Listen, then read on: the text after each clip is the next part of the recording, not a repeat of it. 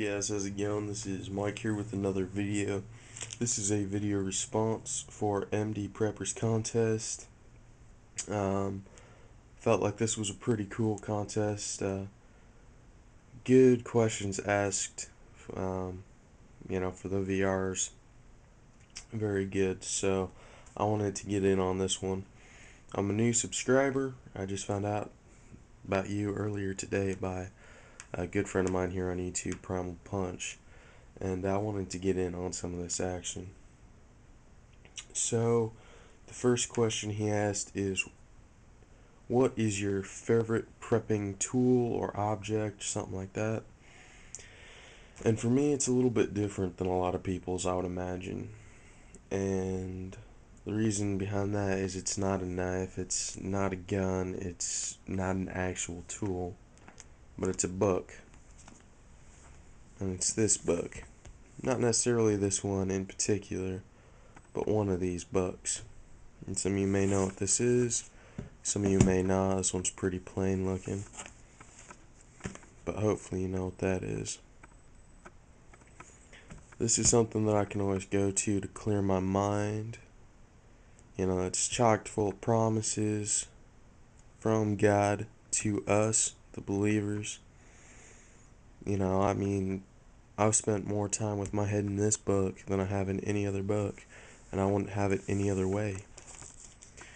Which brings me to the next question. If money wasn't an issue, what would you have? And to be quite honest, it wouldn't change. It would still be this book. But for the sake of the contest and making things interesting, I would have to say, other than that, because nothing will ever replace that, but if I had something else and money wasn't an option, or money wasn't an issue, I would take an AA-12. Yeah, that's it, AA-12. I don't know, I love that gun. Never had the pleasure of even handling one, but I know me and I know my taste in guns, and that gun is an awesome, awesome piece of machinery. So that's that. Next is kind of another what if question. What if you could have anything in general for prepping and money wasn't an issue? Well, if I could have absolutely anything for prepping in general, let's see. Right here, I live in Washington, and I live on the wet side, where there's a lot of people pretty much everywhere.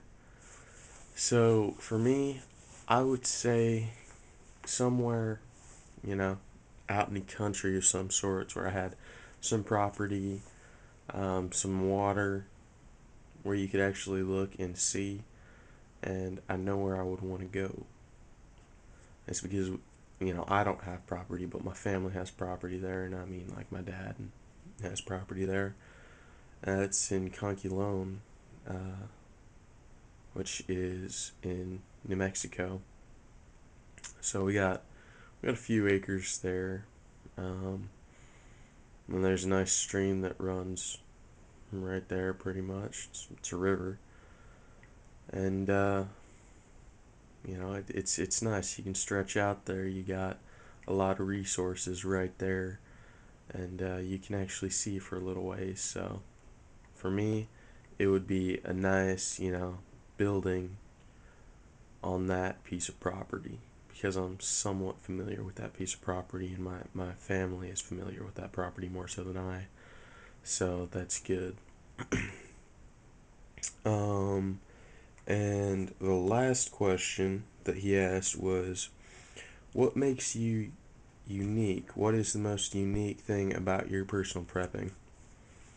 Well, for me personally, I kind of consider myself an everyday prepper, as in, I don't prep for, you know, political breakdown or anything like that, going without rule of law. Now, I won't say I'm completely unprepped for that, I guess, if that makes any sense at all.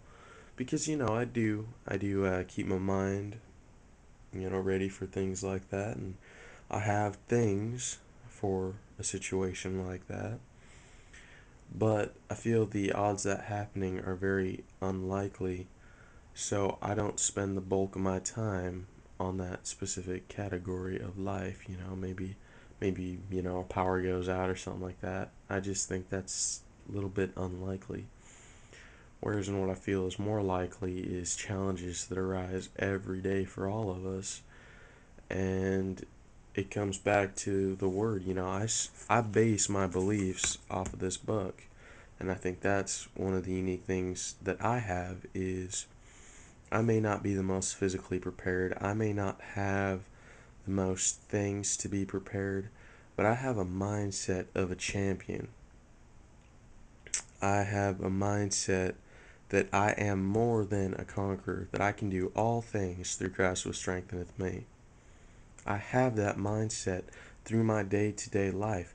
So whatever arises, I can always fall back on that and the skills that I've picked up, throughout the years. Not that there's been too many of them, but I'm still pretty young. I still got plenty of learning. But I can always fall back on that. Not that I fall back on it, it's always right behind me. I don't need to fall back on it, it's holding me up.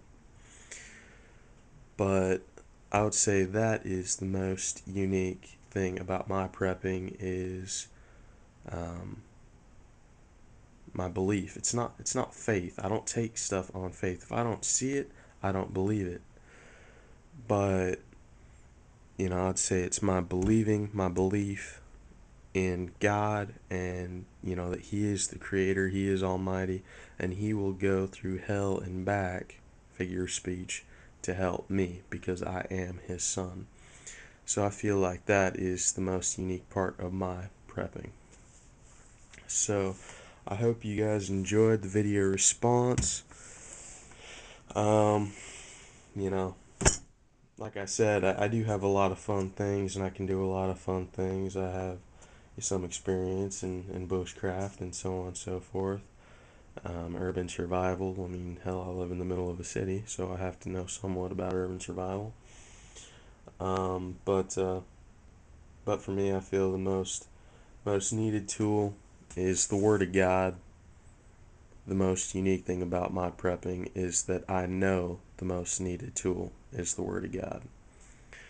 So that's it. If I do win, I will be more than happy to do a video of any prizes that I have, or any prizes that I receive, and what I'm planning on doing with them, and also what I do with them down the road. So that'll be it. I hope you all have a wonderful day, and I will talk to you next time.